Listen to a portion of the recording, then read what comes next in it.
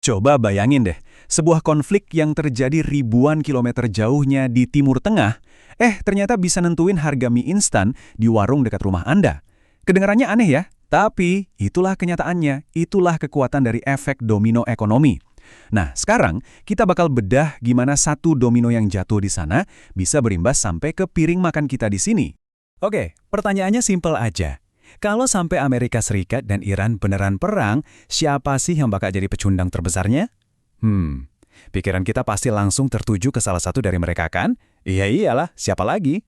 Eits, tunggu dulu. Ternyata nggak sesimpel itu. Soalnya di perang zaman sekarang, senjatanya itu bukan cuma peluru dan rudal. Ada yang namanya senjata ekonomi. Dan korban terbesarnya seringkali justru pihak yang sama sekali nggak kita sangka-sangka. Percaya atau enggak, pihak yang bakal paling pusing tujuh keliling kalau perang ini meletus itu bukan Washington atau Teheran. Justru yang paling rentan adalah Beijing. Loh, kok bisa Tiongkok? Apa hubungannya? Nah, buat ngerti jawabannya, kita perlu lihat peta dulu. Kuncinya itu ada di satu titik kecil di peta. Sebuah jalur perairan yang sempit banget, tapi punya kekuatan buat mengguncang ekonomi seluruh dunia. Namanya Selat Hormuz. Jadi apa sih Selat Hormuz ini? Gampangnya gini deh.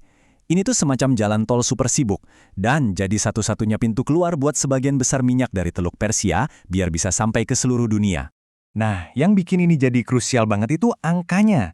20%. Coba bayangin, 1 dari tiap 5 barel minyak yang dipakai seluruh dunia setiap harinya harus lewat jalur sempit ini.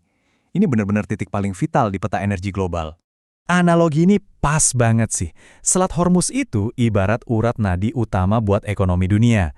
Kalau sampai tersumbat, misalnya diblokade sama Iran, efeknya itu bukan cuma harga naik biasa. Wah, ini bisa memicu serangan jantung buat ekonomi global.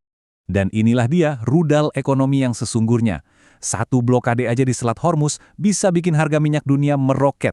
Bisa dengan gampang nembus $100 per barel dalam sekejap. Nah, disinilah masalah besar buat Tiongkok mulai kelihatan. Sekarang kita balik lagi ke Tiongkok. Kita lihat inti dari plot twist ini. Status mereka sebagai raksasa ekonomi dunia, ternyata malah bikin mereka ada di posisi yang paling sulit, paling serba salah. Coba lihat dua sisi ini. Di satu sisi, Tiongkok itu kan pabriknya dunia. Hidup matinya ekonomi mereka tergantung sama kemampuan menjual barang ke seluruh planet. Tapi di sisi lain, Tiongkok itu haus banget energi.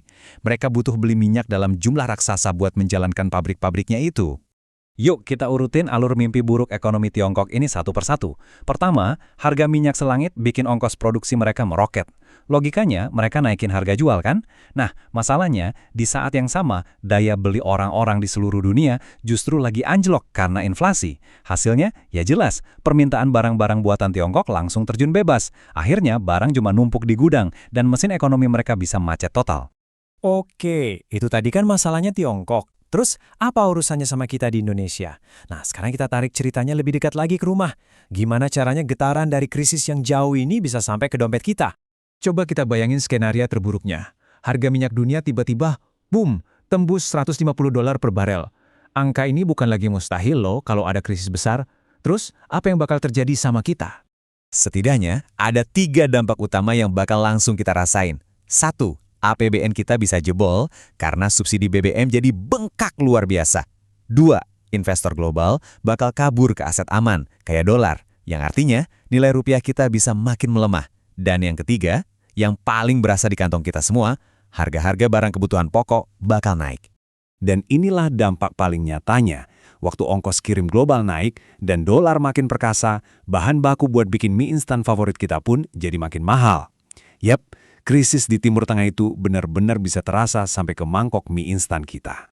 Jadi, apa artinya semua ini? Jelas banget kalau ini bukan lagi sekedar konflik antar dua negara. Ini udah jadi semacam tes stres buat seluruh sistem ekonomi global yang saling terhubung satu sama lain. Jadi pelajaran pentingnya adalah ini, perang modern itu bukan lagi cuma soal tank dan rudal, tapi juga soal dolar dan kelancaran jalur pasokan. Dan di papan catur global ini, setiap negara, termasuk Indonesia, suka atau tidak suka, otomatis jadi pemainnya. Nah, ini membawa kita ke pertanyaan terakhir yang paling penting untuk kita renungkan. Dengan semua potensi risiko yang ada di depan mata, menurut Anda, ekonomi Indonesia ini cukup tangguh nggak sih buat menahan guncangan besar kalau krisis energi ini beneran terjadi? Coba deh dipikirkan.